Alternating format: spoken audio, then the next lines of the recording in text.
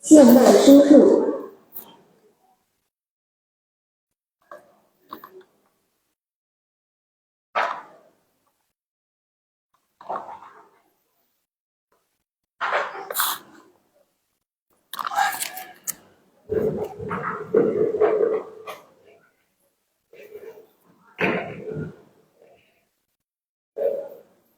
线路输入。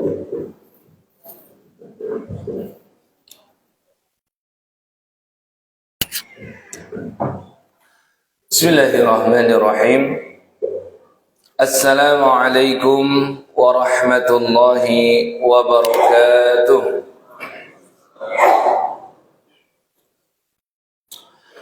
Alhamdulillah hamdan katsiran tayyiban mubarakan fihi kama yuhibbu rabbuna wa yarda. Allahumma salli wa sallim wa barik wa zid ala nabiyyina wa rasulina wa syafi'ina wa qudwatina wa sayyidina Muhammad sallallahu alaihi wasallam wa ala alihi wa ashabihi wa dhurriyyatihi wa azwajihi wa man sara ala nahjihi ila yaumil qiyamah.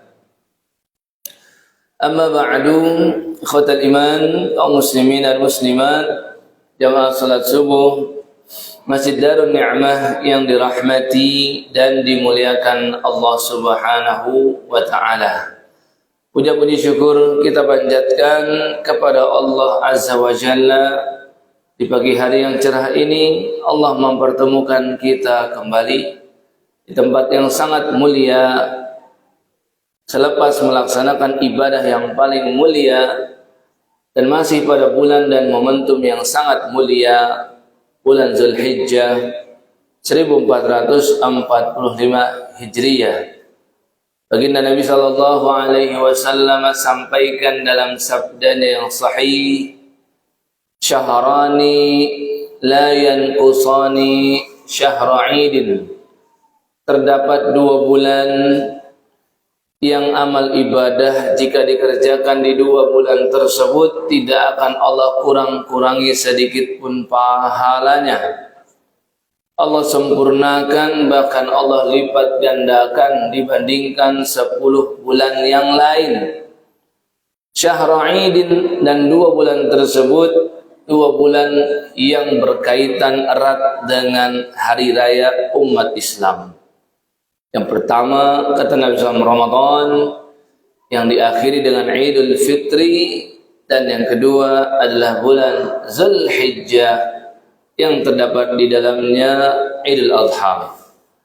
Idul Adha-nya sudah lewat, 10 hari awalnya sudah berlalu, hari tasyiknya juga sudah habis, ibadah kurbannya sudah rampung kita laksanakan, dan ibadah haji pun juga sudah usai.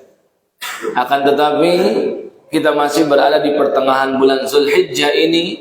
Jika kita beribadah, maka nilainya, value-nya, pahalanya jauh lebih besar dibandingkan 10 bulan selain Ramadan dan bulan Zulhijjah. Oleh sebab itu, jamaah sekalian yang dirahmati dan dimuliakan Allah, saya mengingatkan kepada diri saya pribadi dan kepada semuanya, marilah kita tutup bulan Zulhijjah ini, marilah kita tutup tahun 1445 Hijriah ini dengan banyak kebaikan, dengan amal soleh dan dengan ibadah. Karena setengah bulan yang tersisa dari bulan Zulhijjah ini, jika kita benar-benar maksimalkan, tidak mustahil. Ini yang membuat Allah ridha kepada kita semua. Dan ibadah yang bertahun-tahun kita jalankan itu hanyalah bagaimana Allah ridho kepada kita semua.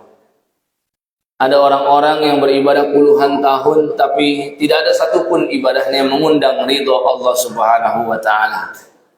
Dan ada orang-orang yang beribadah sesaat saja dia beribadah, tak lama dia beribadah, tapi ibadah yang ia kerjakan benar-benar membuat Allah ridho kepadanya.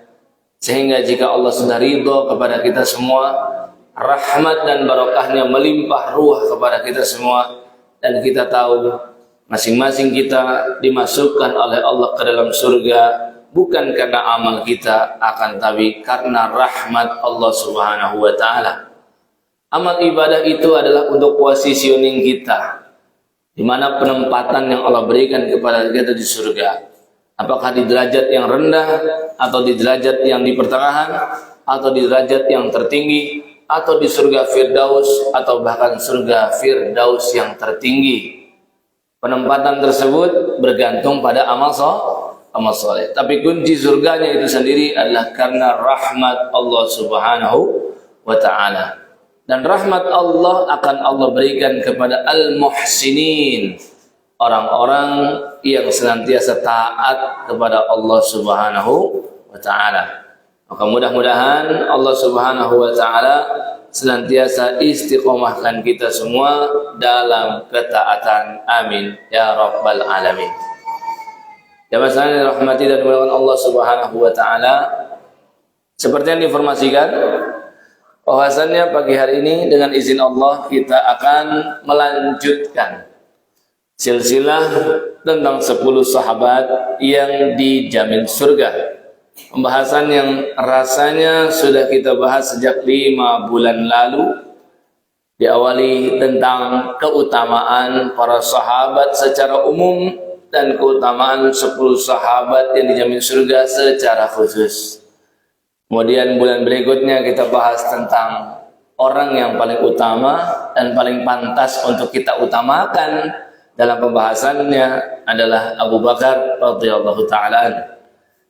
Kemudian di bulan berikutnya kita bahas Umar bin Al-Khattab. Kemudian kita juga sudah bahas sahabat yang bernama Utsman bin Affan radhiyallahu anhu. Maka pada pagi hari ini kita lanjutkan kepada sahabat yang keempat. Ya, sahabat yang keempat. Siapa beliau? Sahabat yang paling dekat secara nasab dengan Rasulullah sallallahu alaihi wasallam. Masih keluarga dari klan Bani Hashim. Seandainya beliau masih hidup di tengah kita sekarang, beliau mungkin dipanggil dengan Habib, karena masih dekat sekali dengan Rasulullah sallallahu alaihi wasallam. Bahkan dari 10 sahabat yang kita terangkan, inilah sahabat yang paling dekat dengan Nabi secara nasab. Dialah Ali bin Abi Thalib radhiyallahu taala anhu. Pujian yang sangat tinggi diberikan oleh Umar bin Al-Khattab terhadap sahabat Ali bin Abi Thalib ini. Tatkala Umar menjadi Amirul Mukminin, menjadi pemimpin bagi umat Islam, menjadi Khulafaur Rasyidin menggantikan Abu Bakar radhiyallahu taala anhu, maka Umar pernah berkata di depan pejabat-pejabatnya. Dia berkata, "A'udzu billahi min mu'dhalatin laisa laha Abul Hasan." Jadi zaman Umar pernah terdapat banyak masalah, problemnya luar biasa. Nah, ketika di tengah masalah itu, maka Umar mencari Ali bin Abi Thalib, karena Ali ditunjuk oleh Umar sebagai dewan syuronya. Ya, berarti ini bukan orang sembarang, orang yang mengerti betul tentang syariat dan tentang agama. Maka ketika membahas satu masalah, tidak ada Ali hadir di sana, Umar segera menyuruh bawahannya untuk mencari Ali dan datangkan ke istana, karena dia berkata, "Aku berlindung kepada Allah dari sebuah masalah yang tidak aku diskusikan dengan Ali bin Abi Thalib. Jadi penting sekali nih, sosok Ali bin Abi Thalib dalam pemerintahannya Umar bin Al-Khattab. Ya, sangat vital peran seorang Ali di kabinetnya Umar bin Al-Khattab. Ya, makanya beliau sampai berkata demikian, "A'udzu billahi min mu'dhalatin laisa laha Abul Hasan." Aku berlindung kepada Allah dari sebuah masalah yang tidak saya diskusikan dengan Abul Hasan, bapaknya Hasan, yaitu Ali bin Abi Thalib. Ya. Kita lihat bagaimana nasab Ali bin Abi Thalib. Dia bernama Ali, putranya Abu Thalib. Abu Thalib putranya Abdul Muttalib.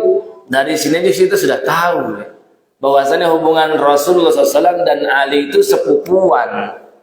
Karena Nabi SAW bernama Muhammad Sallallahu Alaihi Wasallam, putranya Abdullah putranya Abdul Muttalib. Jadi Nabi dengan Ali secara nasab itu sudah ketemu pada kakek pertama yang bernama Abdul Muttalib. Sedangkan Abu Bakar jauh, sedangkan Umar jauh, dan sahabat-sahabat yang lain juga jauh. Ya. Kalaulah ada misalkan yang dekat, ya, maka kita sebut yang terdekat adalah Ali bin Abi Thalib radhiyallahu taala anhu. Dia bernama Ali, ayahnya Abu Thalib, dan kita tahu Abu Thalib adalah pakdenya Rasulullah SAW atau kakak dari ayahnya Rasul, ya, dan dialah yang mengasuh Rasulullah SAW semenjak Rasul berusia 8 tahun sampai Rasulullah SAW menikah dengan ibunda Khadijah, Abu Thalib. Ya, jasanya luar biasa kepada Nabi SAW, walaupun hidupnya berakhir tragis. Karena kita tahu Abu Thalib tidak masuk Islam. Sepakat itu para ulama. Abu Thalib dia tidak masuk Islam. Ya. Dan bahkan ayat-ayat yang Allah turunkan kepada Nabi SAW itu lumayan banyak yang menerangkan tentang keengganan Abu Thalib untuk masuk Islam. Ya, kurang apa sosok Rasulullah SAW sebagai dai yang terbaik, sebagai pemimpin para nabi dan rasul. Mukjizat sudah beliau tampilkan di hadapan publik dan Abu Thalib melihat itu, dan semua yang diucapkan oleh Nabi SAW ya terjadi di kemudian hari, dan Abu Thalib juga menyaksikan itu. Dan akhlak dari keponakannya Muhammad ini sudah diacungi jempol oleh Abu Thalib, tapi itulah yang namanya perkara hidayah. Seberapa keras kita mengupayakan seseorang mendapat hidayah, kita ini cuma sebab saja. Hasilnya serahkan kepada siapa? Allah Subhanahu wa Ta'ala. Dan ini menunjukkan ada perkara-perkara yang memang menjadi hak Allah saja, bukan yang lain-lain. Dan contoh-contoh model seperti Abu Thalib ini sudah banyak di masa-masa sebelumnya, di masa-masa silam. Ya, sebut saja bagaimana Nabi Ibrahim menginginkan ayahandanya masuk Islam, tak juga bisa masuk Islam. Bahkan yang mengusir Nabi Ibrahim dari rumah adalah ayahnya sendiri yang bernama Azar, yang termaktub dalam surah Al-An'am ayat 74, surat ke-6. Sebut saja Nabi Nuh ya, tidak berhasil untuk membawa dan mengangkut salah satu putranya dan ibundanya atau salah satu istri Nabi Nuh, ya. Putranya bernama Kan'an diajak untuk naik ke atas perahu yang dia buat sendiri, tapi dia tidak mau. Ya, maka Allah tenggelamkan itu si Kan'an dengan ibunya atau dengan salah satu istri dari Nabi Nuh. Tapi Nabi Nuh masih punya anak-anak yang lain, dan mereka masuk Islam dengan baik dan taat kepada Nabi Nuh. Ya, sebut saja manusia generasi awal-awal yang bernama Qabil, putranya siapa? Nabi Adam. Ya, dia pun termasuk yang wafat dalam kondisi su'ul khatimah, dan dia membuat sebuah dosa yang akan membuat dia mendapat dosa jariyah di kemudian hari. Ya, dialah contoh suri tauladan yang buruk, membunuh manusia, dan itu saudaranya sendiri, adiknya sendiri yang bernama Habil. Kata Nabi SAW, "Faman sanna bisayyi'atin Barang siapa yang memberikan sunnah yang buruk, artinya menjadi pionir terdepan yang pertama kali melakukan keburukan, kemudian keburukan ini diikuti oleh generasi-generasi berikutnya, maka dia akan memperoleh dosa jariyah dari generasi berikutnya yang terinspirasi dengan perbuatan dia. Dan dia orang yang pertama kali membunuh, maka para pembunuh-pembunuh di kemudian hari akan mengalirkan dosa kepada si Qabil ini. Itu kata Rasulullah Sallallahu Alaihi Wasallam. Jadi di masa silam sudah banyak contoh-contoh seperti ini.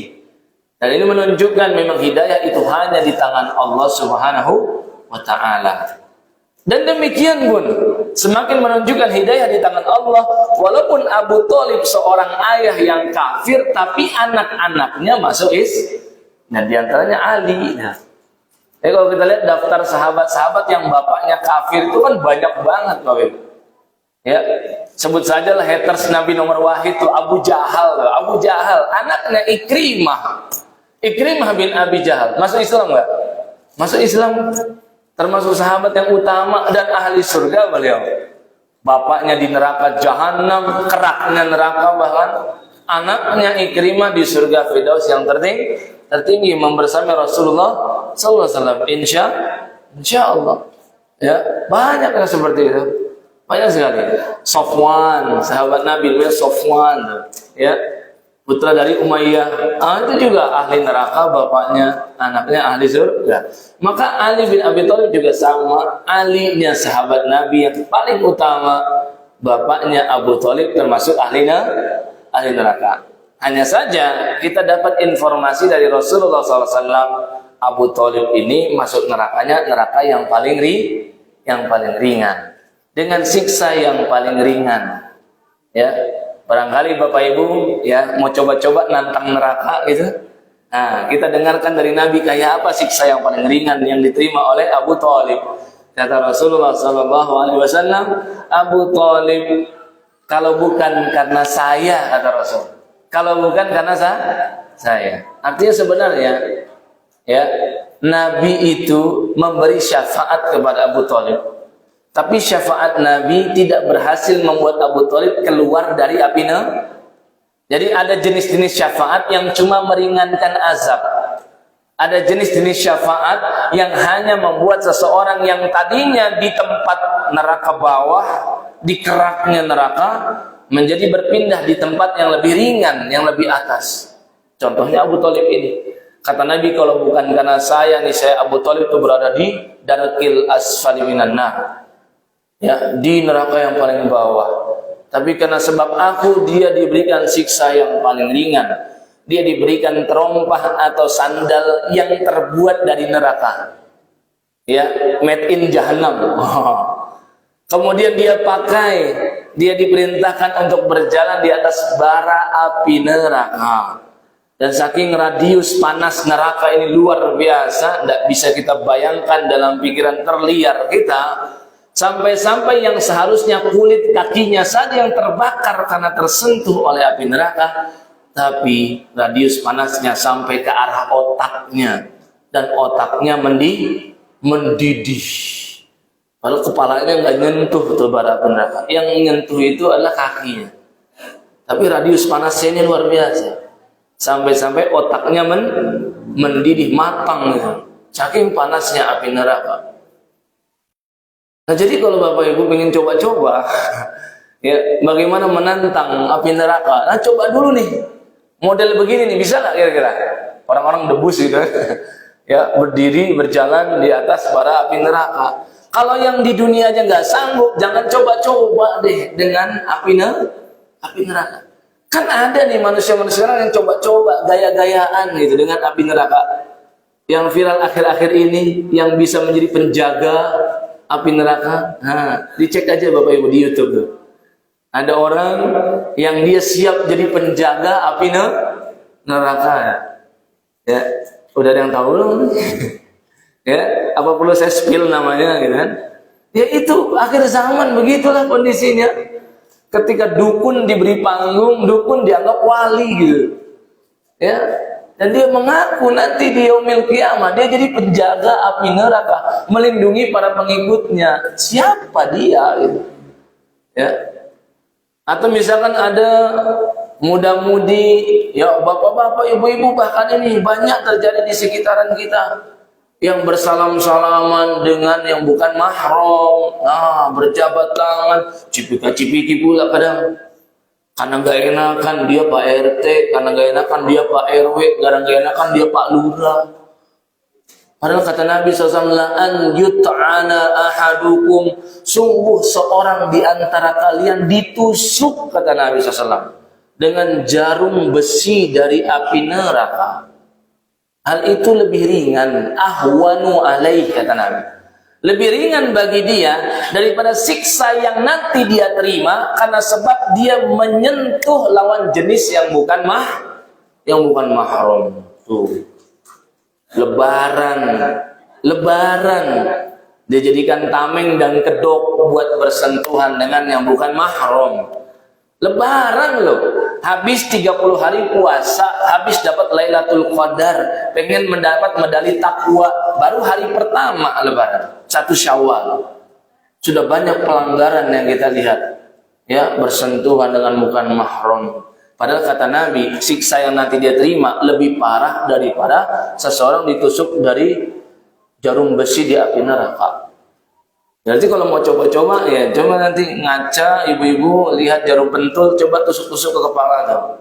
Kalau nggak kuat, jangan coba-coba bersentuhan dengan laki-laki yang bukan mahram. Demikian juga bapak-bapak. Ya, ini tangan hanya untuk yang halal, untuk istri, untuk putri, ya, untuk ibu, untuk wanita-wanita yang mahram. Kalau bukan, jangan coba-coba.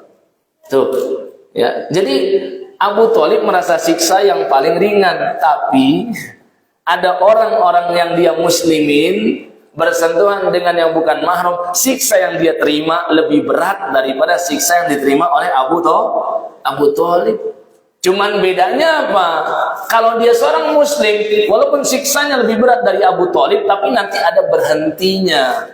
Karena dia muslim, sesuai dengan kriminal yang dia lakukan sampai Allah masukkan dia ke surga. Tapi kalau Abu Thalib walaupun siksanya paling ringan, tapi ini selama-lamanya karena dia kafir. Ya.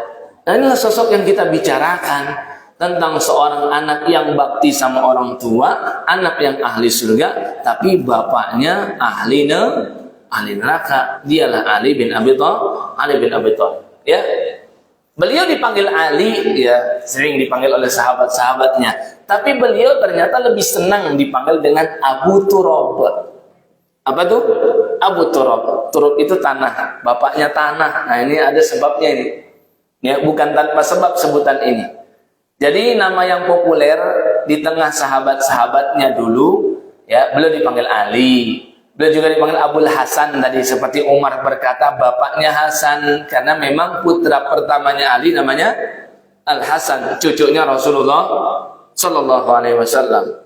Tapi Ali lebih senang, lebih prefer dengan nama Abu Turab. Kenapa sebabnya? Karena ternyata panggilan ini keluar dari lisan Rasulullah Sallallahu Alaihi Wasallam. Dan begitulah perkara sahabat kebanyakan. Apapun yang dari Nabi itu lebih mereka cintai dari apapun. Bahkan pemberian nama dari Rasulullah SAW lebih mereka cintai daripada nama yang diberikan oleh orang tua mereka sendiri. Dan ini menandakan kesempurnaan iman. Kan kata Nabi begitu, tidak sempurna iman seorang di antara kalian sampai dia benar-benar menjadikanku, kata Rasul, lebih dia cintai dibandingkan anaknya sendiri, dibandingkan orang tuanya sendiri, bahkan dibandingkan nyawanya sendiri.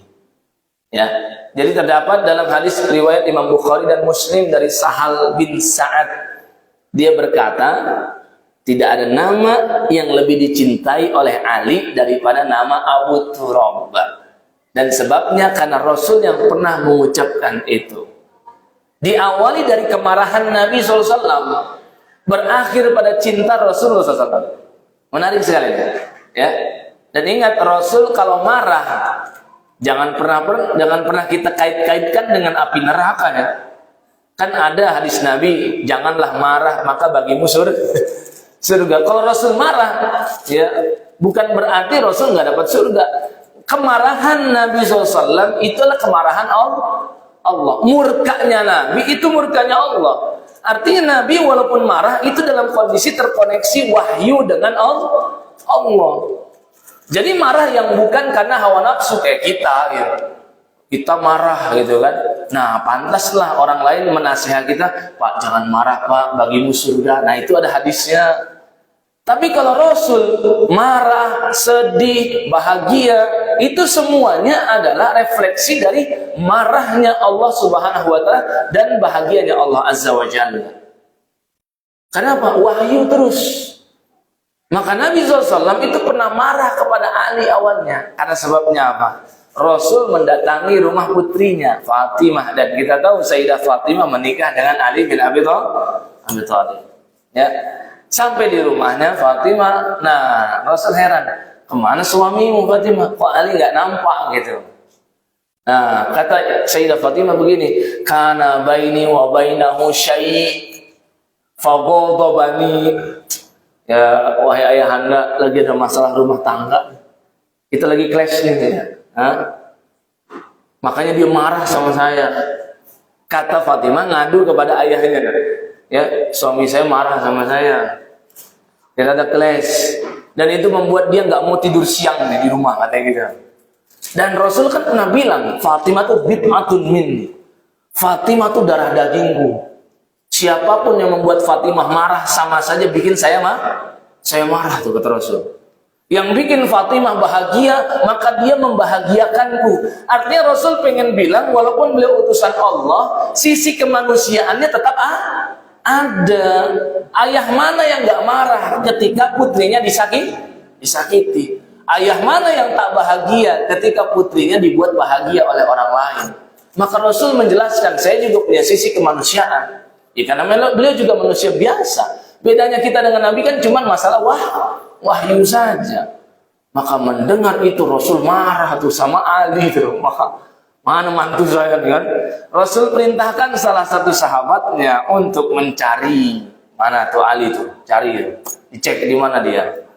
Nah, dikasih tahu sama utusannya bahwasanya ternyata ketangkep nih si Ali ada di Masjid Nabawi. Awalnya Rasul marah, nah menandakan Allah juga murka. Tapi setelah mendengar mantunya ternyata ya Allah anak masjid. Ya, kenapa? Masjid itu kan tempat yang paling dicintai oleh Allah.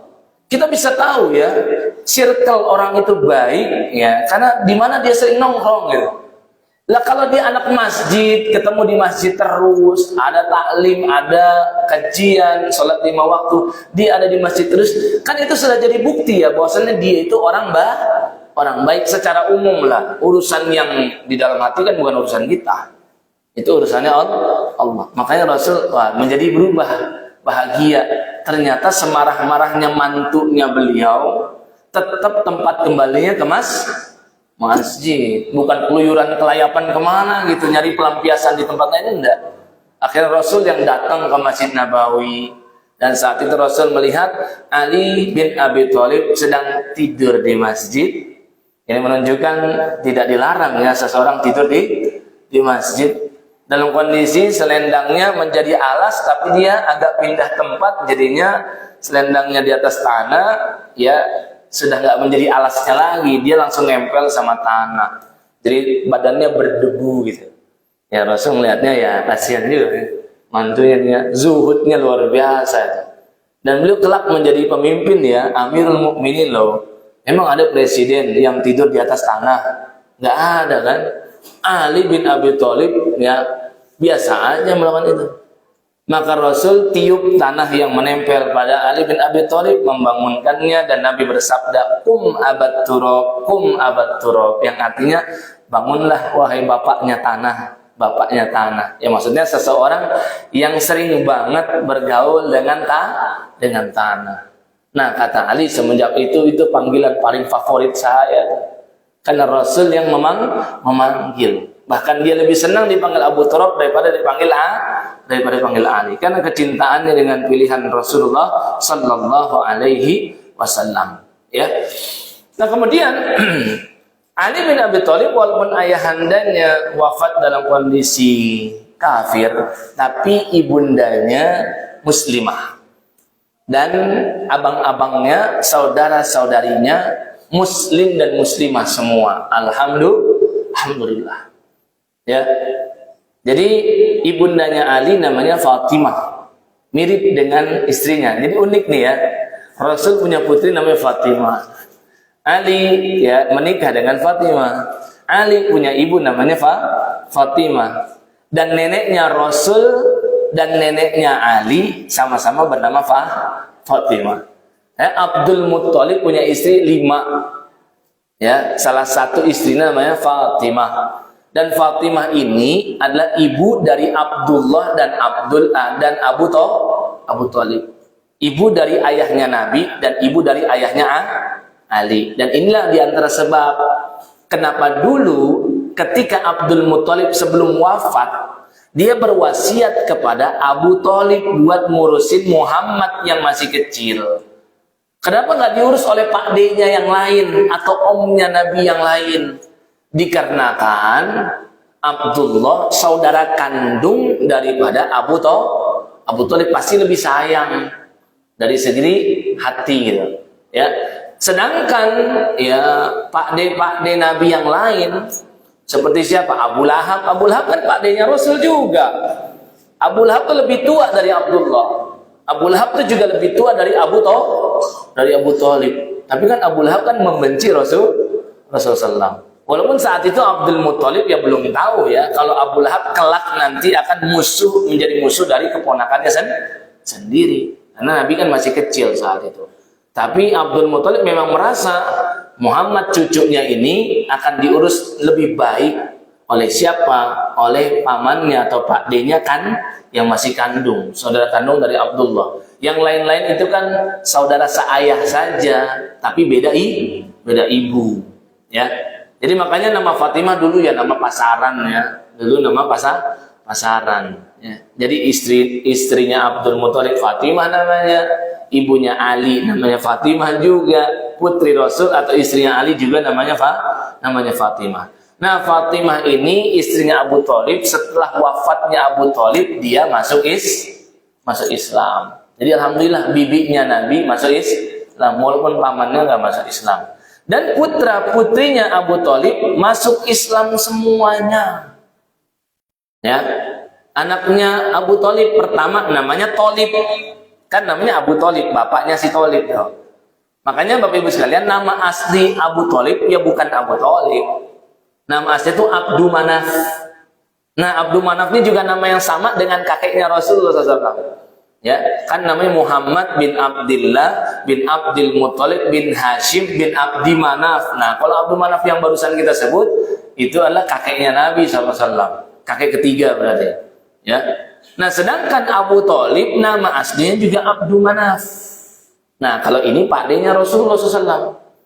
Ya, Abdu Manaf anak pertamanya namanya Thalib, makanya dipanggil bapaknya Thalib gitu. Ya kayak saya nih, Abu Umar. Karena nama anak saya, nama pertama anaknya namanya Umar. Ya, kalau tetangga panggil bapaknya Umar kan gitu. Ya, istri saya panggil ya ibunya Umar, mamahnya Umar, kan sama. Orang Indonesia sama orang Arab ini dari sini agak mirip, agak sama. Ya. Nah, maka si Abu Thalib nama aslinya Abdu Manaf, tapi anak pertamanya namanya Thalib, maka dia panggil Abu Thalib. Ya. Si Thalib masuk Islam. Siapa lagi? Kakaknya si Ali namanya Ja'far, masuk Islam juga. Ja'far bin Abi Thalib. Yang nanti dalam peristiwa perang Mu'tah dia mati syahid, kedua tangannya putus itu ya, dipotong sama musuh. Dan kata Nabi nanti digantikan oleh Allah dengan sayap di surga. Ada namanya Aqil. Nah, Aqil ini kakaknya Ali juga. 3 orang ini bersama dengan Ali-nya juga, 4 laki-laki ini semua masuk Islam. Sedangkan anak perempuannya Abu Thalib itu ada 2. Yang satu namanya Fakhitah, yang satu namanya Jumanah. Dua-duanya juga alhamdulillah masuk Islam. Ya, kalau Fakhitah lebih dikenal dengan Ummu Hani.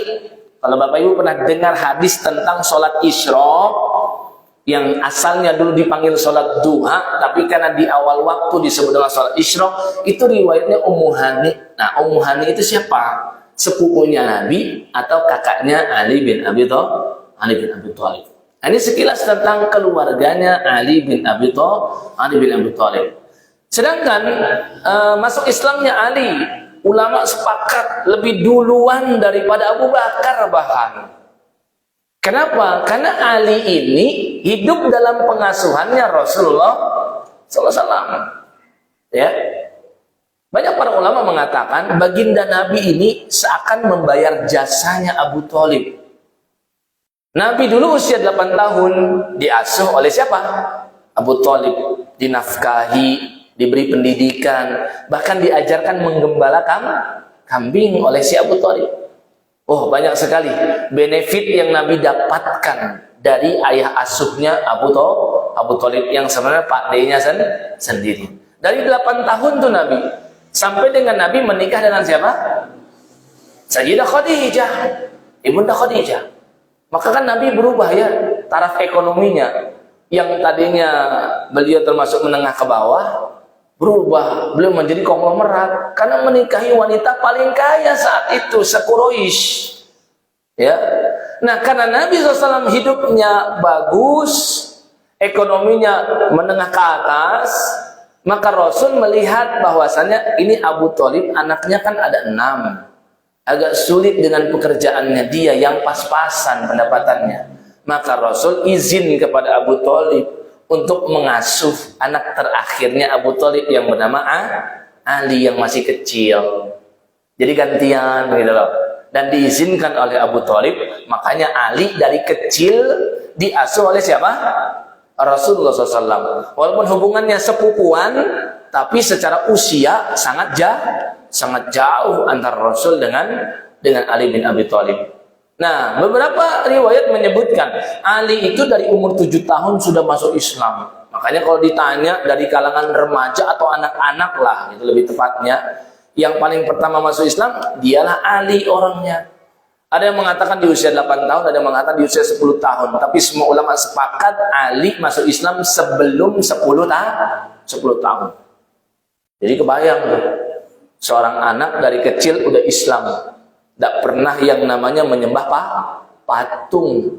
Tidak melawan kesyirikan. Ya. Nah karena di dalam rumah Nabi, maka dia termasuk yang paling pertama masuk Islam. Bahkan ada riwayat dari sahabat namanya Afif. Afif ini teman dari Abbas bin Abdul Muthalib, rekan bisnis gitu loh. Dia pernah bercerita, seandainya saya dulu yang masuk Islam pertama-tama, karena dia dulu pernah melihat Nabi Muhammad SAW melakukan ritual ibadah sholat. Cuman saat itu dia masih kafir. Dia lagi berduaan dengan rekan bisnisnya Al-Abbas. Al-Abbas ini kan siapa? Omnya Nabi ya, Abbas bin Abdul Muthalib, atau mamangnya Nabi lah kata orang Sunda ini. Ya. Lagi berdua di Mina, siang-siang tiba-tiba dua orang ini melihat Rasulullah SAW datang ke Mina. Ngapain? Ngelihat matahari tergelincir ke barat, terus Nabi sholat. Nah, sholat zuhur tuh ya, tapi waktu itu belum disyariatkan sholat 5 waktu, tapi syariat sholat sudah ada. Beliau sudah diangkat menjadi Nabi ya, sudah dilantik menjadi Rasul. Beliau sholat. Gak lama Nabi SAW sholat, datang seorang perempuan ikut di belakangnya. Gak lama datang seorang anak kecil ngikut juga sholatnya Nabi SAW. Nah, Afif ini tanya sama Abbas, kamu kenal gak tuh sama 3 orang itu? Ngapain tuh mereka tuh di Mina? Kata si Abbas, apa? Yang kamu lihat itu ponakan saya, namanya Muhammad, dan dia ngaku sebagai utusan Tuhan. Nah, jadi menunjukkan Abbas walaupun belum masuk Islam saat itu, tapi Abbas mah nggak benci sama keponakannya sendiri, ponakan. Ya. Dan yang kamu lihat sosok perempuan yang ikut di belakangnya itu istrinya, namanya Khadijah.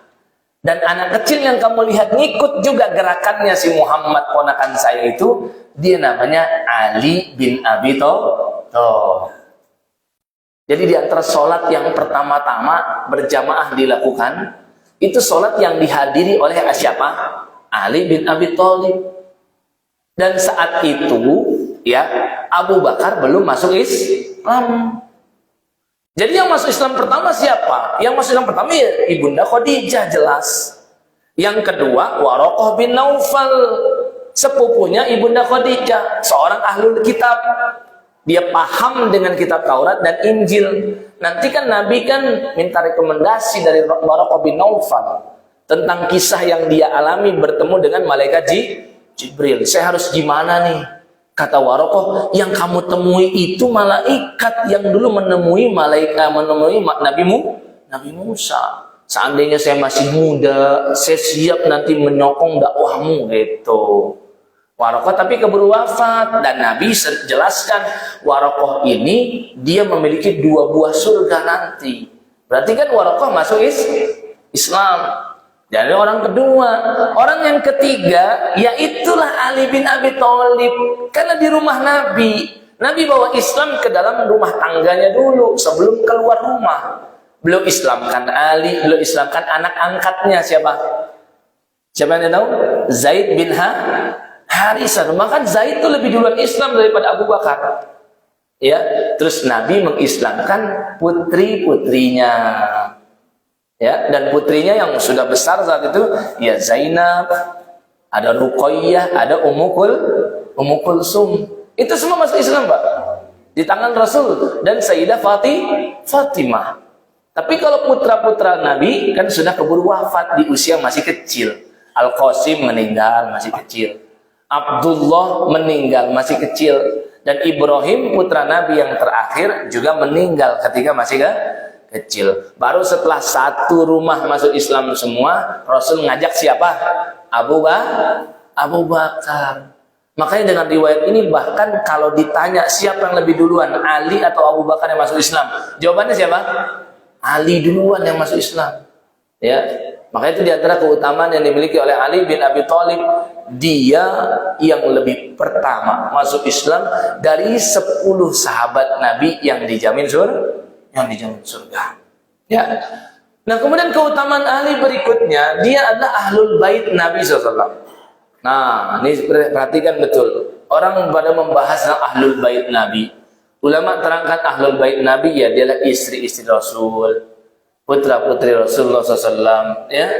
Keluarga Nabi SAW yang masuk Islam dari klan Bani Hashim. Mereka katakan itu adalah ahlul bait. Tapi kalau jamaah ingin tahu ahlul bait yang benar-benar Nabi sebutkan secara spesifik dan detail namanya, dialah Ali bin Abi Thalib orangnya. Ya. Kata para ulama, ketika Allah Azza wa Jalla turunkan surah Al-Ahzab ayat 33, surat 33 ayat 33, gampang ingatnya itu kan. Allah Subhanahu wa taala berfirman, "Innama yuridullahu liyudhhiba 'ankum rijzas innama yuridullahu liyudhhiba 'ankum rijsa ahlal baiti wa yutahhirakum tathhira." Yang maknanya sesungguhnya Allah Subhanahu wa taala menginginkan untuk menghilangkan kotoran-kotoran dari ahlul baitnya Nabi, dan Allah sucikan mereka sesuci-sucinya. Bunyi ayatnya ahlul bait. Tapi kata ya para sahabat, setelah ini turun ayat, Nabi SAW di rumah memakai selimut. Nabi panggil Sayyidah Fatimah masuk ke dalam selimut. Kemudian Nabi panggil Hasan dan Husain yang sudah lahir masuk ke dalam selimut. Terus Nabi juga panggil Ali bin Abi Thalib, tuh mantunya, ya, suami dari Sayyidah Fatimah, masuk ke dalam selimut. Setelah semua masuk dalam selimut, Nabi SAW bersabda, "Ya Allah, inilah ahlul baitku." Jadi jelas banget tuh, Ali termasuk, Fatimah termasuk, cucu Nabi Hasan dan Husain juga masuk. Sehingga mereka masuk ke dalam ayat ini, mereka berberapa tuh? Ali, Fatimah, 2 orang lagi Hasan Husain. 4 orang ini disucikan oleh Allah sesuci-sucinya. Ibarat kata mereka ini seperti nggak punya dosa. Kalaupun ada dosa sudah Allah maafkan. Mirip seperti Rasulullah SAW, beliau itu maksum, Bedanya apa?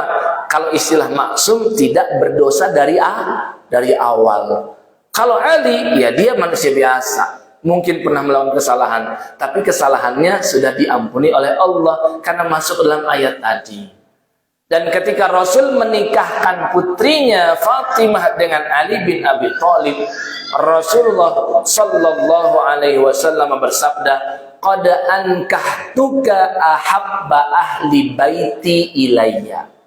Yang maknanya, wahai Ali, kamu sungguh benar-benar sudah saya nikahkan dengan ahlul baitku yang paling aku cintai. Ya, Nabi punya istri, Nabi punya anak, Nabi punya keluarga besar. Tapi dari sekian orang-orang individu-individu yang menjadi keluarga besar Nabi ini, sosok yang paling Nabi cintai itulah putrinya Sayyidah Fatimah. Bukan karena hanya darah dagingnya saja, tapi juga karena ketakwaannya. Karena ternyata yang paling mirip dengan sholat Nabi itu sholatnya seorang wanita, bukan sholatnya seorang laki-laki. Padahal Nabi laki-laki. Nabi bersabda, "Shollu kama ra'aitumuni usolli." Sholatlah kalian seperti kalian menyaksikan aku sholat. Tapi Ibunda Aisyah pernah bilang, sosok yang paling mirip dengan Nabi dalam perkara sholatnya, berjalannya, duduknya adalah putri Nabi sendiri yang bernama Sayyidah Fatimah. Jadi sholat yang paling mirip dengan Rasul itu sholatnya perempuan. Makanya nggak ada dalih ya seorang perempuan mencari-cari cara sholat selain sholatnya Nabi. Kan mungkin ada orang yang nanya, Ustaz sujud kalau perempuan gimana? Ya sama kayak sujudnya Nabi. Rukuknya perempuan gimana? Ya sama dengan rukuknya Nabi. Karena Rasul diutus bukan buat laki-laki doang. Rasul diutus untuk muslimah dan muslimin. Dan ternyata yang sholat paling mirip dengan Rasul itu bukan sholatnya laki-laki, sholatnya seorang wanita, yaitu Sayyidah Fatimah radhiyallahu taala anha. Ya. Kemudian Rasulullah SAW sosok yang sangat mencintai Ali bin Abi Thalib. Dan ini pernah Rasul ungkapkan langsung.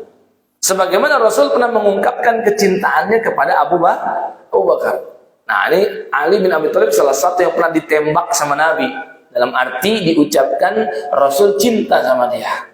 Ya, ketika di peristiwa perang Khaybar yang terjadi di tahun ke-7 Hijriah di bulan Muharram, Rasulullah SAW ya bersabda kepada sahabatnya, "La u'tiyanna hadhihi rayata rajulan yaftahullahu ala yadayhi."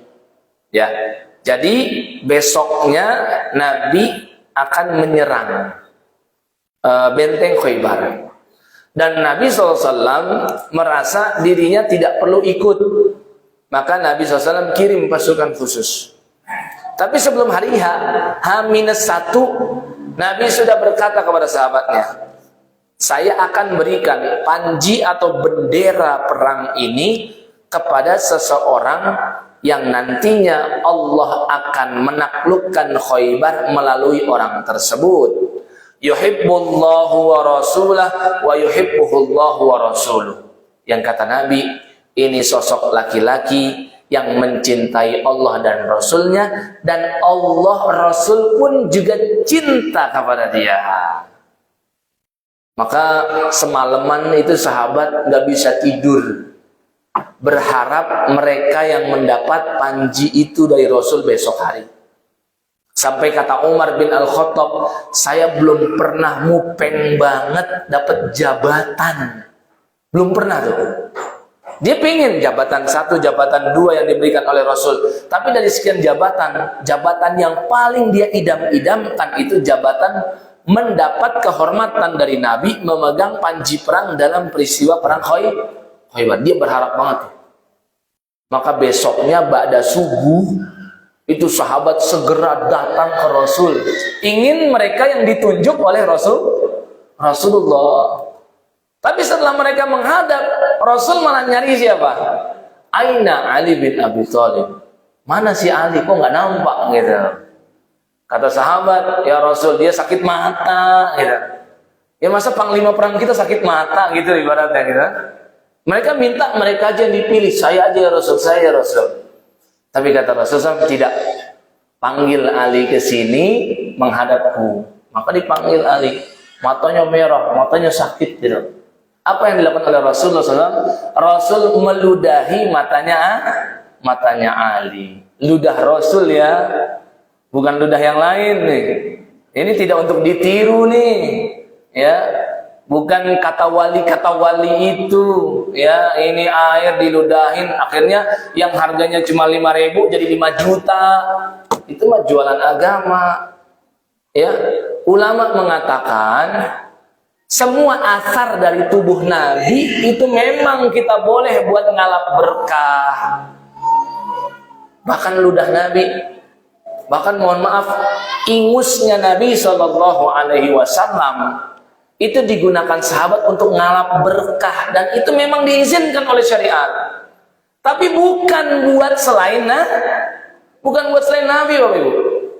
Jangan setelah majlis ini nanti ada ibu-ibu minta saya air yang saya minum nih, kalau perlu ludahin dulu 3 kali gitu. Ya, biar saya awet muda gitu. Biar saya dapat rezeki nomplok. Ini cuma berlaku buat siapa, Bapak Ibu? Rasulullah SAW. Ya, makanya riwayatnya banyak banget. Nabi kalau lagi wudhu tuh airnya tuh ditadangin sama sahabat tuh. Habis dapat mereka usap-usapin ke wajah. Yang nggak dapat, mereka megang orang yang dapat diusapin ke wajah. Dan Nabi nggak menolak itu. Tandanya memang boleh ngalap berkah dari tubuhnya Rasulullah SAW. Ya, Nabi juga pernah meludahi makanannya Jabir bin Abdullah dalam peristiwa perang Khandaq, yang aslinya makanan cuma bisa dikonsumsi 5 orangan, kambing muda, menjadi bisa dikonsumsi 1.000 orang, nggak habis-habis karena ludah siapa? Rasul, ludah Rasul, Pak. Bukan ludah tuan guru, kiai, ustadz, dan siapa-siapa, bukan. Karena nggak ada ceritanya setelah Rasul wafat, Abu Bakar jualan air ludah.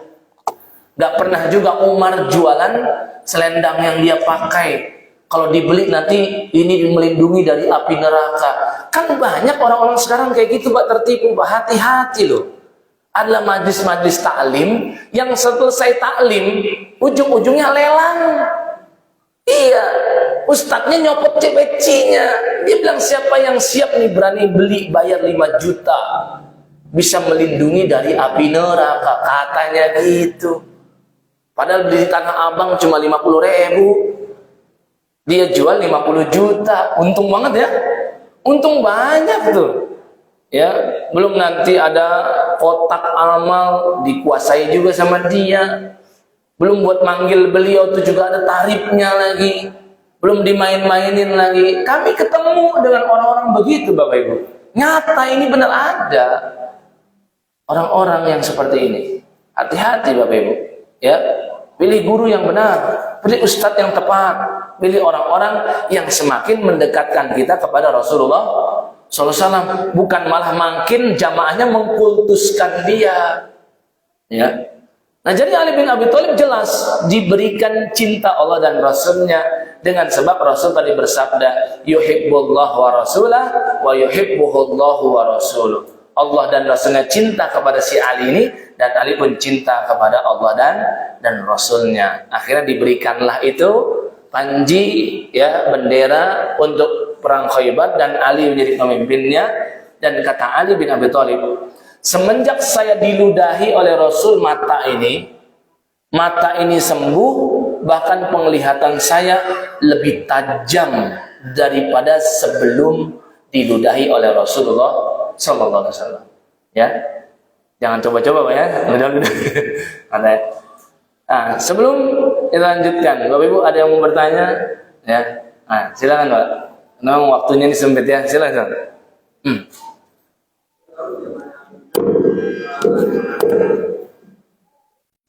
Zaman Ali juga dia pernah terpukul dengan kebudayaan.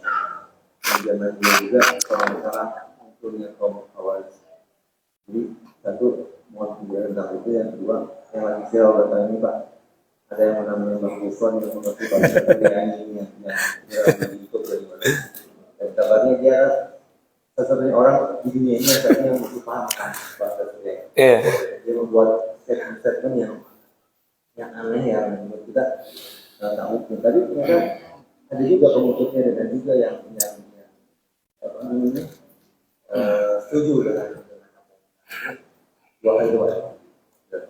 Ya, ini dibuka juga nih ya, Mama Gufron namanya, ya. Dan memang ini bentuk bagian dari nahi mungkar, Bapak Ibu. Ya, wallahu la yastahi minal haq. Allah tidak pernah malu untuk membuka tabir kebenaran. Dan ini perkara yang sangat penting, perkara tauhid. Ya, dan Nabi SAW mengatakan kelak nanti akan bermunculan dajjal junior sebelum datang dajjal senior. Dajjajilun kata Nabi, yang mereka mengaku nabi, dan kita tahu nggak ada nabi lagi setelah Rasulullah SAW. Biasanya Bapak Ibu, orang-orang yang ngaku nabi sebelumnya dia ngaku wali dulu. Nanti perkataannya didengar udah kayak perkataan nabi, baru akhirnya makin banyak jamaahnya dia ngaku nabi. Makin banyak jamaahnya ngaku Jibril. Masih ingat yang edan-edan itu? Lihat track recordnya, rekam jejaknya. Dulunya ngaku nabi, terus akhirnya ngaku Jibril. Gak tahu nanti kalau makin baik mengikutnya ngaku tuh. Gitulah manusia, Pak. Ya. Nah, tapi sebelum ke arah situ kita ingin terangkan tentang pertikaian antara Ali bin Abi Thalib dengan Ibunda Aisyah. Pertama ingin kami beritahukan, pertikaian ini sudah tercatat di Lauhul Mahfuz. Memang ya, Allah Azza wa Jalla yang sudah tetapkan demikian. Dan kita nggak ikut-ikutan masalah takdir. Allah yang sudah menakdirkan demikian, terdapat perseteruan, maka itu bukan urusan kita. Cuman yang kita ketahui, dua orang ini, dua orang terhebat dalam sejarah umat manusia. Ali bin Abi Thalib nggak perlu diragukan lagi kesolihannya. Ibunda Aisyah nggak perlu diragukan lagi kesolihannya. Dan beliau istri Rasulullah SAW, termasuk yang paling dicintai oleh Rasul setelah Ibunda Khadijah. Ya. Dan Ibunda Aisyah di antara top 5 sahabat terbanyak yang meriwayatkan hadis. Itu Ibunda Aisyah. Ya. Nomor 1 Abu Hurairah, nomor 2 Ibnu Umar, nomor 3 Anas bin Malik, nomor keempat Ibunda Aisyah, nomor kelima Ibnu Abbas. Jadi antara 5 sahabat terbanyak meriwayatkan hadis itu sosok perempuan, dia adalah istri Rasulullah SAW. Maka jelas beliau solih, alim luar biasa. Ali nggak kalah solih dan nggak kalah alim, tapi keduanya terdapat pertikaian, dan itu sudah ditentukan oleh Allah. Ini dulu komentar saya. Yang kedua, Rasul pernah jujur kepada Ali. Rasul masih hidup, pertikaiannya belum terjadi. Apa kata Rasulullah sallallahu alaihi wasallam? Innahu sayakunu bainaka wa baina Aisyah amrun. Nih, tiba-tiba aja gitu Nabi bilang sama Ali, "Hei Ali, kelak kamu akan ada perselisihan dengan Aisyah istriku." Ali kaget. Kalau Ali ini kan mantunya Ibunda Khadijah ya, karena kan Fatimah putrinya Khadijah.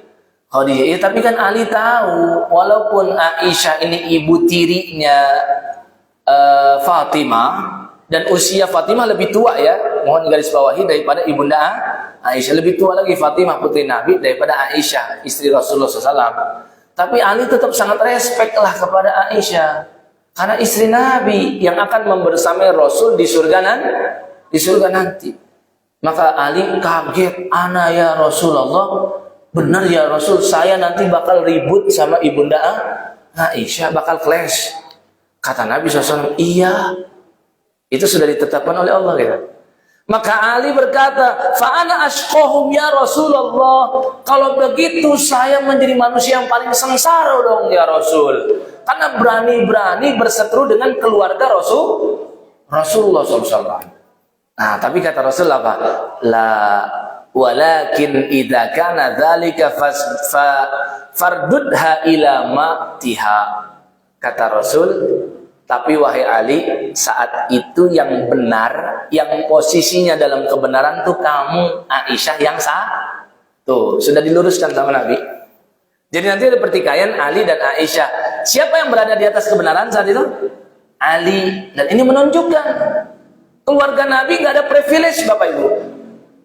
Yang maksum tuh Rasul, keluarganya tidak maksum, masih bisa berbuat salah.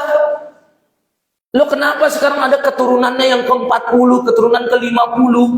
Pengennya semua ucapannya itu didengar oleh umat dan ingin dianggap setara dengan ucapan Rasul. Seakan itu pasti benar, padahal keturunan Nabi juga bisa salah. Istri Nabi juga bisa berbuat salah. Maka Rasul saat itu meluruskan, tidak wahai Ali, kamu yang berada di atas kebenaran, Aisyah yang salah. Tapi kalau masa itu nanti datang, mohon kamu jangan apa-apakan Aisyah, kecuali kamu kembalikan Aisyah ke rumahnya lagi. Nah, inilah yang disebut dengan peristiwa perang Jamal, perang ontak. Saya nggak sepakat ya sebenarnya dengan istilah kata perang, karena sebenarnya Bapak Ibu tidak ada benar-benar perencanaan perang saat itu. Jadi kisahnya lebih tepatnya begini, disebutkan dalam kitab-kitab sejarah. Ali itu kan dibaiat pasca wafatnya Utsman. Di pertemuan sebelumnya kita bahas Utsman itu dibantai oleh ribuan orang Khawarij. Di rumahnya sendiri, sedang puasa, belum berbuka, belum beduk maghrib, beliau dibantai. Ya. Nah, setelah membantai Utsman, ini nih mereka yang membantai ini nyari siapa? Nyari Ali. Buat menganggap perbuatan mereka ini benar. Mereka cari Ali ya di kebun-kebun kurma. Dan Tolhah bin Ubaidillah serta Zubair bin Awam saat itu cenderungnya ini harus dicari dari sekian ribu orang ini siapa dalangnya dan siapa pembunuhnya. Maka dua orang utamanya Tolhah dan Zubair datang ke ibunda Aisyah. Kita jangan baiat Ali dulu. Mereka bertiga sudah tahu firasatnya pasti Ali orang berikut yang dicari.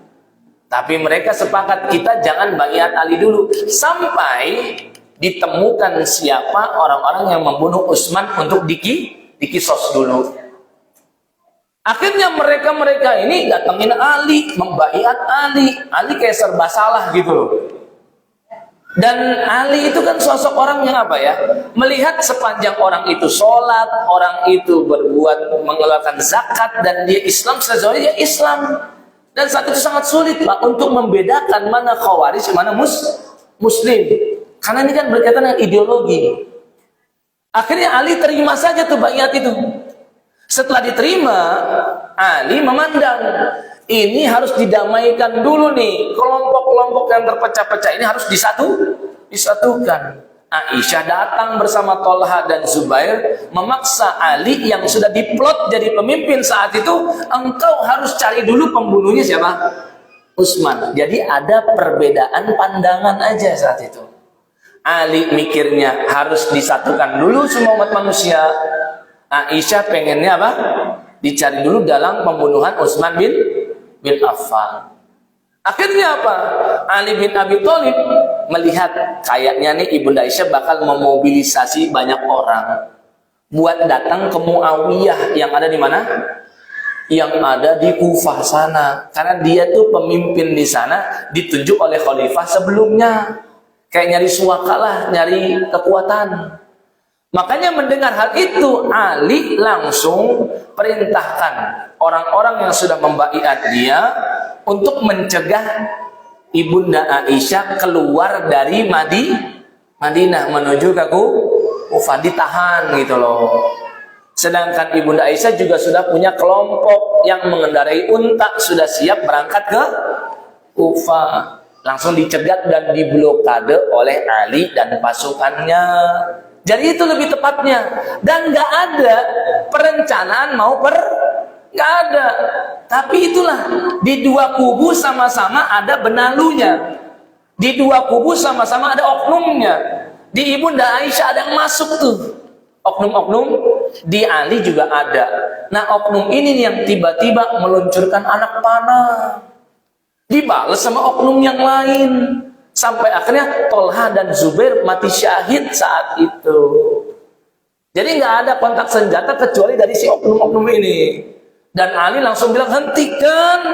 Dan Ali perintahkan Ibunda Aisyah untuk kembali ke rumahnya sesuai dengan arahan dari Rasulullah SAW sebelumnya ketika Rasul dulu masih hidup. Jadi jangan sampai setelah dengar peristiwa ini kita lebih cenderung ke Ali dan menjelekkan Ibunda Aisyah, atau cenderung ke Ibunda Aisyah dan menjelekkan Ali. Dua-duanya termakan provokasi oleh para oknum saat itu, oknum Khawarij dan oknum orang-orang yang mengkultuskan Ali bin Abi Thalib, yang nanti justru Ali berangus sendiri. Itulah orang Syiah. Nanti pada masanya Ali itu bahkan sampai dituhankan sama mereka. Bayangin, Ali dijadikan Tuhan, dan nanti Ali sendiri yang membakar mereka hidup-hidup. Walaupun akhirnya dikecam oleh Ibnu Abbas. Ibnu Abbas berkata, wahai Ali bin Abi Thalib, tidak ada yang berhak untuk membakar makhluk Allah kecuali sang penciptanya, yaitu Allah. Memang perbuatanmu benar untuk menghabisi mereka yang menuhankan kamu, tapi saya nggak sepakat dengan eksekusi matinya dengan cara dibakar. Padahal cukup man baddala dinahum faqtuluh, cukup dipancung saja. Karena kata Nabi, seseorang yang sudah merubah agamanya atau murtad, maka pancunglah dia. Ya, tapi artinya disitulah Ali bin Abi Thalib benar-benar teguh memegang sunnah Rasulullah Shallallahu Alaihi Wasallam. Nah, sedangkan pertanyaan kedua tentang si Mama Gufron ini, saya dengan clear saya katakan beliau itu dukun. Ya, beliau mengaku bisa bahasa Suryani, bahkan beliau mengaku bisa bahasa semut. Lihat banyak sekali rekam jejaknya, dan di sini bisa kita nilai. Ya, dan dia nggak bisa baca Quran. Ya, dan beliau mengarahkan kepada jamaah-jamaahnya untuk bodoh. Pengikut-pengikutnya, orang-orang yang nggak pernah ngaji kayak kita begini nih. Kajian tuh ilmiah, Pak, makanya. Jangan cuma jiping saja, ngaji kuping, udah. Kajian tuh sampaikan hadis Nabi, sampaikan ayat Quran. Siapapun yang ngaji Quran dan Sunnah dengan benar, pasti bisa menilai mana kajian yang sesat, mana kajian yang sesuai dengan Sunnah Rasulullah Sallallahu Alaihi Wasallam. Saya komentari tentang beliau itu pendusta, dan beliau termasuk ujian bagi kita semua umat akhir zaman. Ya, mirip-mirip seperti para pengaku nabi palsu dan seterusnya. Ya. Dan saya yang memahami bahasa Arab dengan ucapan dia inna rahmata makoli inna rahmatan apalah gitu. Itu bukan bahasa Arab, juga bukan bahasa Suryani, bahkan ada sebagian mantra-mantra, mungkin lebih tepatnya saya sampaikan kata-kata yang dia ucapkan katanya bahasa Suryani, yang ketika diterjemahkan itu ada nama-nama iblis-iblis yang disebutkan seperti Azazil dan lain sebagainya, dan itu memang mantra-mantra yang biasa dibaca oleh para dukun. Ya, sehingga mohon jangan ikut gaduh, cukup dijadikan saja ini contoh perilaku umat akhir zaman. Dan kata Nabi SAW, ilmu ketika sudah diangkat dengan cara ulamanya diwafatkan, maka akhirnya umat yang butuh pendapat ulama, mereka cari orang-orang yang diplot jadi ulama padahal belum pantas menyandang gelar ulama. Mereka minta fatwa, akhirnya fatwanya prematur. Mereka minta fatwa, akhirnya fatwanya nyeleneh. Mereka minta fatwa, akhirnya fatwanya sesat. Sehingga kata Nabi, bukan hanya dia yang sesat, tapi dia juga menyesatkan umat manusia. Ya, jadi jauhilah orang-orang seperti itu. Ya, wallahu a'lamu bishawab. Cukup? Ya, cukup Bapak Ibu? Ada lagi? Nah, silakan. Terakhir mungkin Pak ya, dua penanya saya.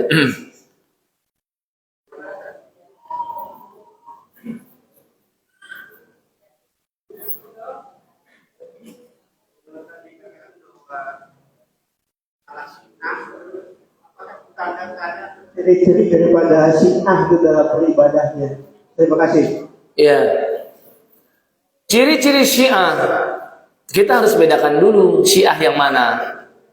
Ya, ada Syiah itu Itsna Asyariyah yang menganggap ada 12 imam yang kedudukannya ini setara dengan Nabi, bahkan mereka anggap lebih hebat dari seorang Nabi. Nah, kalau jenis Itsna Asyariyah inilah yang banyak di Indonesia. Berangkat dari pemahaman Syiah yang ada di Iran sana, tapi nanti dimodifikasi oleh mereka. Kenapa sih dimodifikasi? Karena Syiah itu punya ibadah yang namanya taqiyah. Taqiyah itu apa sih? Kemunafikan, berdusta. Pertanyaannya, emang ada agama yang mengajarkan dusta? Kalau ada, agama Syiah lah itu namanya. Sepengetahuan kami, bahkan agama Nasrani melarang yang namanya Yahudi bahkan melarang Orang-orang Buddha, orang Hindu yang bahkan mereka itu bukan ahlul kitab, mereka tahu dusta itu adalah perbuatan yang tidak baik. Tapi sepengetahuan kami cuma agama Syiah saja yang mengatakan dusta itu adalah ibadah. Di dalam kitab mereka, sahihnya mereka nih, namanya Al-Kafi. Ini ibarat sahih Bukharinya Ahlus Sunnah. Ya. Hadis nomor pertama, Pak, dari Ja'far As-Shadiq. Ja'far As-Shadiq. Ini imam mereka. Padahal Ja'far ini ulama Ahlus Sunnah wal Jamaah. Dia itu keturunan Rasulullah SAW. Orang baik. Cuman setelah beliau wafat, orang Syiah ini memplot Ja'far sebagai imam mereka. Mirip kayak Ali bin Abi Thalib. Ali bin Abi Thalib itu adalah imam mereka. Mirip seperti Husain, imam mereka. Hasan itu imam mereka. Cuman kalau ditanya, emang Ali Syiah? Ya bukan. Hasan Syiah? Ya bukan. Husain Syiah? Ya bukan. Ja'far juga bukan. Beliau itu orang soleh, Pak. Ilmu, alim luar biasa. Tapi karena mereka itu tuh sengaja mau bikin tameng, dibuat kamuflase seakan-akan agama mereka tuh indah. Karena tokoh-tokohnya, imam-imamnya orang-orang baik. Ya. Maka mereka bilang dari Ja'far As-Shadiq, bukan dari Rasul ya. Karena tadi kita bilang imam bagi mereka sederajat dengan Nabi, ucapannya nggak perlu riwayat. Padahal Ja'far ini termasuk ulama tabi'ut tabi'in yang kalau berucap harus menyebutkan riwayat dari siapa, dari Rasulullah. Tapi karena kedudukannya sama kayak Nabi, katanya apa di situ hadis pertama? La imana liman la taqiyatalah. Ini prinsip dasar orang Syiah. Katanya tidak ada keimanan pada diri seseorang bagi yang tidak melakukan taqiyah. Taqiyah itu apa? Menyembunyikan identitas di depan orang. Dia pengen banget mengatakan A, tapi dia mengatakan B demi dia dilindungi di masyarakat sekitar. Orang Syiah nggak bakal ngaku dia Syiah, Pak, karena dia punya taqiyah. Pasti ngakunya saya Sunni. Loh, pertanyaannya dia bohong kan? Ya karena bohong dalam pandangan mereka adalah beragama, beribadah. Bahkan hadis pokok nomor 1 itu. Kalau kita innamal a'malu binniyat, hadis pertama, mereka la imana liman la taqiyatalah. Tidak ada keimanan pada diri seseorang bagi seseorang yang nggak mau bertaqiyah. Makanya mereka ikutan sholat di tengah masjid-masjid Ahlus Sunnah wal Jamaah. Kenapa?